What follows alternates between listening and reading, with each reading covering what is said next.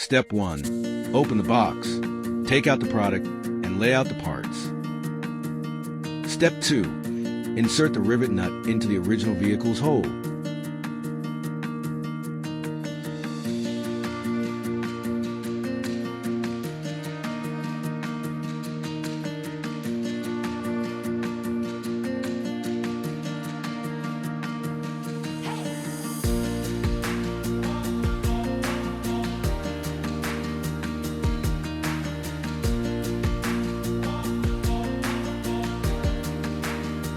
Then insert the ball studs and tighten it. Remove the bolt and bracket on the left side of the original vehicle's tailgate. Step 3.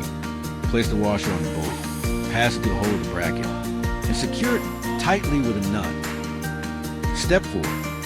According to the video, install the tailgate assist on the upper bracket. Fix the other end of the tailgate assist on the bracket on the left side of the tailgate.